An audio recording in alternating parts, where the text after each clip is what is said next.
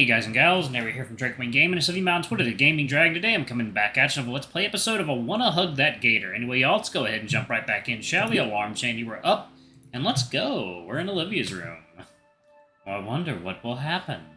I gently move her off my shoulder, much to her muffled groans of protest, and I carefully place the box back where it was on the dresser. A small friend pokes his nose curiously through the bars of his cage. Hey little guy, long time no see. Were you napping? The black and white Murrid replies with a series of squeaks. I like to think he's saying that he's glad to see me. Hey, Olivia! Aw, I'm pretty exhausted too. Bed's definitely off limits. That leaves either the floor or the couch outside. Or, that beanbag chair looks pretty inviting right now. I slump into it, the beads inside scrunching under my weight as I settle in. It's soft. It smells a bit like paint in Olivia's hair. Does Olivia lay on this while she works? As I start to drift off, the last thing my weary eyes take notice of is Olivia sleeping soundly on her bed. With how emotionally draining this whole day has been for us, it's nice to see her looking so peaceful.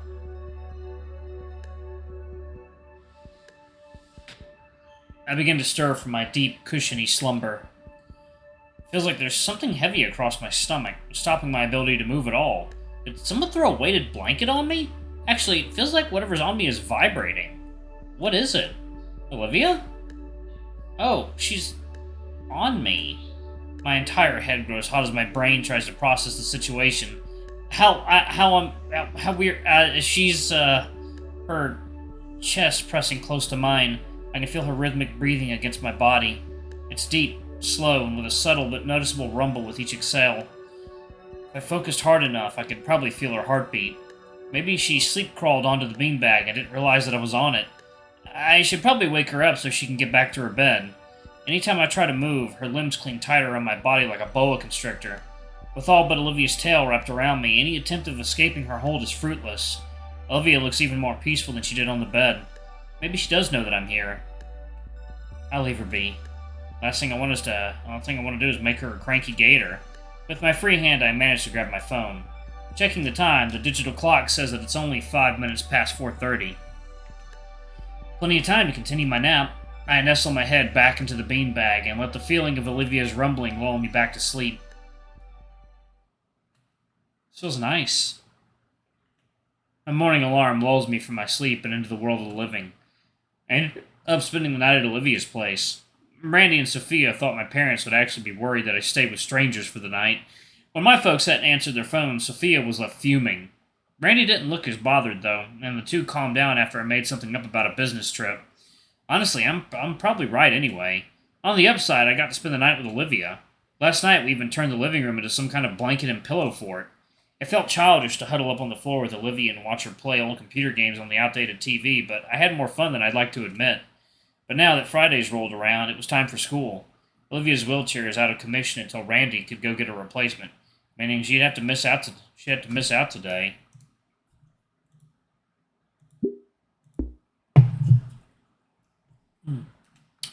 Given the state of both her emotions in the wheelchair, it pained me to have to go without her and leave her all alone.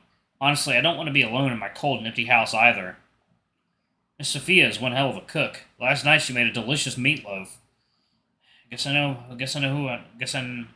now who Olivia got her culinary skills from. I rise from the couch, pulling the spare blanket off of me. The pains let me sleep on the couch, but at some point Olivia must have dragged herself from her room to join me. As I try my best to get up without waking her, I pull out my phone to check the time. It's about the same time I normally wake up. I'm kind of impressed with my own internal clock. You awake, son?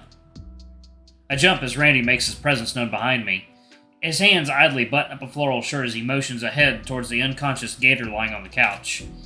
Guessing he has the early shift. She wasn't there when I went to sleep. Don't worry, not accusing you. Damien's already up and the kitchen's got cereal. Don't be late for school. I nod in response, taking a few moments to put my jacket and glasses on before heading to the kitchen. Even if I didn't remember where it was, it wouldn't be hard to find. Damien's busy slurping honeyed oats like a jet engine. Oh, Inco, you hungry? Before I even reply, the Dilophosaurus jumps out of his chair and makes for a nearby cabinet, procuring another bowl and spoon which he slides across the table. Thanks? Most important meal of the day, man. Eat up. He gestures to the half-gallon of milk and box of cereal on the table. I take a seat across from Damien and pour myself a bowl. And normally I'd skip breakfast on account of getting an upset stomach during PE. Then again, that could be my PTSD with the burritos talking. With spoon in hand, I get a scoop of cereal and begin eating. You know, as far as cereals go, it's a little bland. If I had to guess, I'd probably avoid any of the colorful sugar-filled cereals to prevent Vinny from bouncing off the walls. More than he usually does, at least. I continue enjoying my bowl of cereal with less ferocious haste than Damien. It's not long before we're both done, and Damien stands up without any intent on cleaning up after himself. Liz should be getting here any minute now, so we can wait outside. Sounds good. I take the time to rinse off our dishware in the sink before anything else.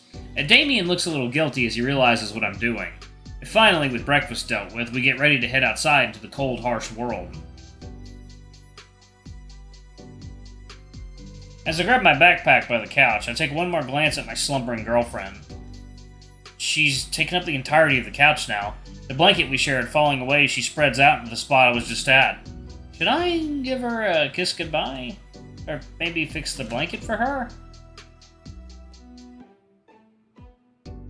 I can't do both. Tuck her in properly. Her brow scrunches up and I can see the goosebumps spreading on her arms.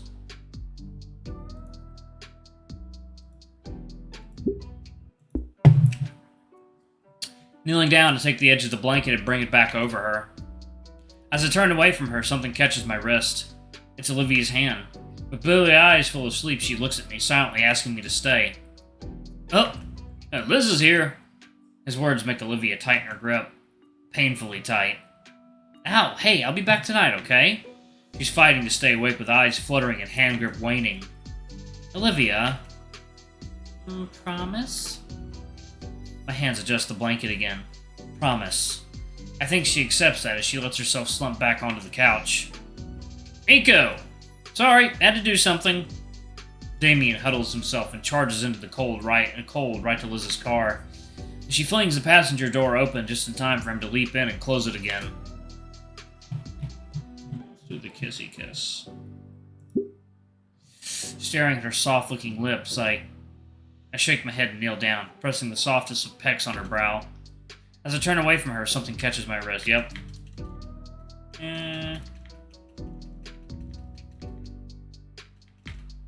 Alright, I think she accepts that as she lets herself slump back onto the couch. Inco! Sorry, had to do something. Damien huddles himself and charges into the cold right to Liz's car. She flings the passenger door open just in time for him to leap in and close it again. I get one last look at Olivia before I shut the door and hurry down as well. Ha! Aw, man, the car is nice and warm. Morning, Inco. You really stayed the whole night? Liz starts down the road towards the high school. Morning. Yeah, I didn't want to be alone in the snow. Is that why you smell like Damien's deodorant? His clothes are looking pretty ragged by now, too. Shut up. I'll have to get a shower and a fresh change of clothes as soon as possible. Damien and Liz keep the conversation moving, and my mind starts to wander. Man, poor Olivia. Who knows when a replacement chair is coming in? Could be anywhere from a few days to weeks. And she's just going to be stuck home that whole time, while I still need to go to school. It won't be the same. We won't get to be together in the art room after school. All alone, just talking, making fun of my bad paintings. Just us. Man, wait till Edekin finds out where...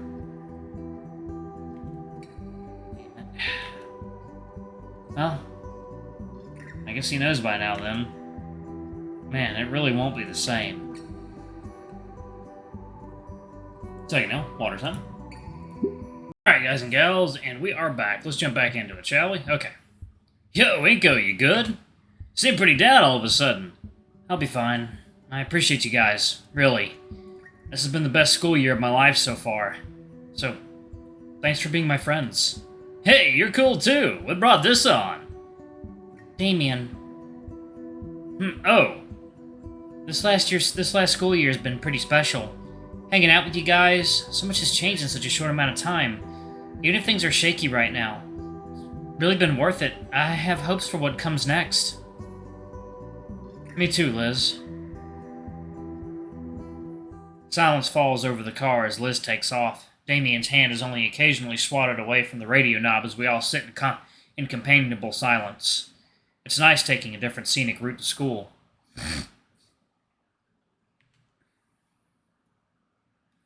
At school, the atmosphere is undeniably different. It's as talkative and rowdy as ever, but there's less of it. I don't know, maybe it's just my mind playing with me.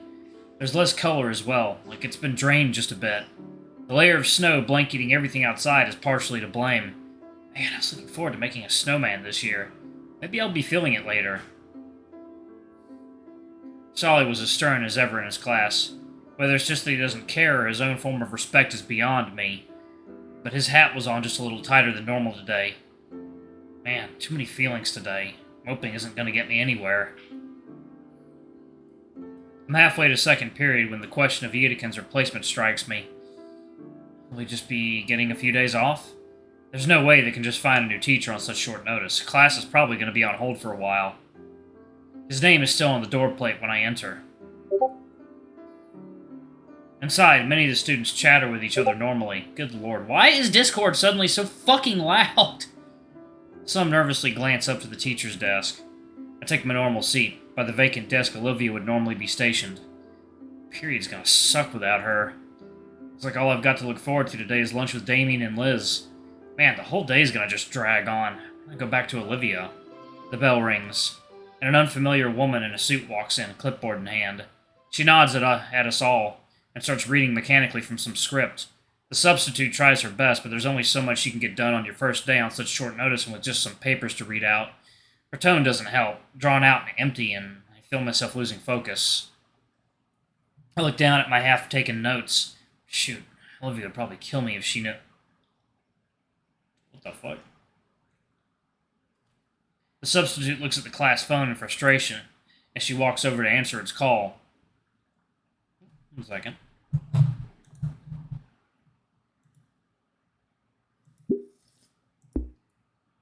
Oh, that's good tea. Alright. They both mumble back and forth for a few seconds before.